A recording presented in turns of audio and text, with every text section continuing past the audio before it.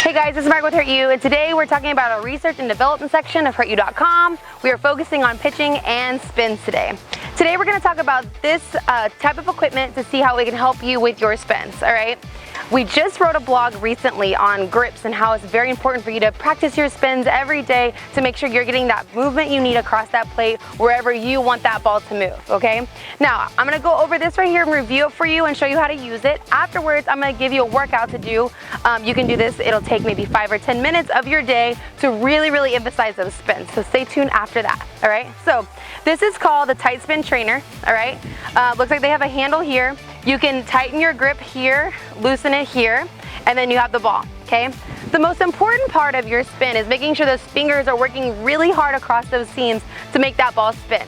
One of the best parts of your motion and of your break is how you're pushing against the ball. So you really want to emphasize the strength of your hands and fingers across those seams, okay? There's a lot of little things you can do to build up those fingers and that hand strength, not only to help you in your pitching, but to throw overhand that will really help your overall game with the strength of your hands. So you can start off the loosest you want just to see how you do, okay?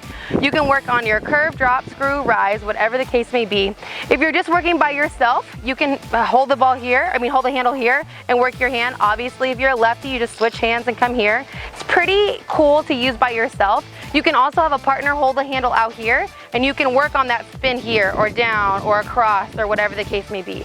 You want to make sure that the ball is in a position that you're going to be throwing it. So I know sometimes it's hard when you're by yourself, but if you're throwing a curveball, you want to make sure that your hand is underneath and you're pushing across here. You don't want to throw the curveball like this because you're not going to really throw like that. You want to make sure the ball's in a position to practice the most efficient way, okay?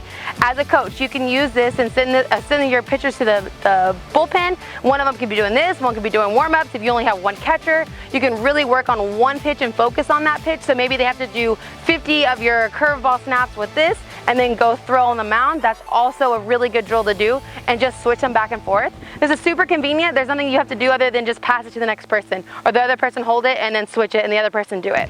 So this is super convenient to have. It's lightweight, it can fit in their bags, which is really cool, and it's pretty affordable too. We'll have the link below for you to click on it and make sure that you can purchase it easily and efficiently. The one thing that I want to emphasize is when you're doing this, you want to make sure that it's consistent at the same resistance, and then you get, stronger and stronger and stronger. You don't want to keep your pitchers at the lightest resistance and then have a really easy workout and they're just kind of here, twiddling something like this. You want to make sure that they're working hard and pushing those index and those middle fingers and on that thumb all the way across that ball. So here's my workout for the day.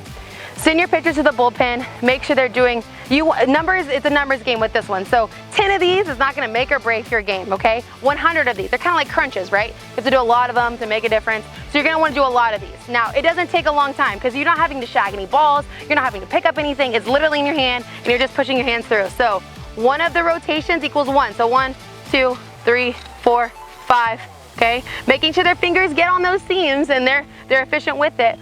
But they can do a lot of reps with this. You can do it on the bus when you're traveling, in the car going to the games, all that kind of good stuff. It's easy, it's efficient, and you can use it anywhere you want to, watching TV, all that good stuff. Now, here's the workout that I wanted you to do. You'll start with a medium resistance, okay? Just in the middle. And you'll start working that wrist around, okay? Then you're gonna go really tight, all right? So the tightest it can go, all right? You'll turn it as tight as it can, and then you'll do 50 of those, okay? As hard as you can. Then you're gonna go to the lightest, all right? The lightest one. Do 50 of those as hard as you can, okay? Now we're not talking about like throwing the ball off this thing. We're just trying to push this and try to throw it as hard, spin it as hard as you can here, okay? So I'm doing a screwball right now, as hard as I can, all right? Then you'll go back to the regular and see as fast as you can. And then you can make it a game. So you can say 1, 2, 1, 2. Okay, now Brittany, you did 2. Let's see what, Hillary can do. So you'll have a contest and see how they do at the very end on the last final round, okay? You're gonna wanna go regular, heavy, light, and then back to regular, okay? This will help with the resistance. Their hands will be tired from the heaviest, and they'll go back to the regular, and it'll feel a whole lot easier pushing those fingers around that ball. Another quick tip about this you can use is you can have little girls that are just now learning their pitch find that ball and find their grip, okay? So it's just a station grip and then they spin it without looking at the ball, okay? That's one of the hardest things for newer girls, finding the grip of the ball. This is an easy one for them to do maybe in the dugout when they're not pitching. You're always can get work in because it's so easy and it's light and it's efficient. So I definitely think that this is a good tool to have with 12, maybe even 10U, all the way up to high school ball, when you have a lot of time on hand. For pitchers that aren't getting every game, maybe every other game, they can get those reps in with this. All right, this is Margo with the Reach and Development. If you have any questions or comments, please comment below. Do not forget to invest to be the best.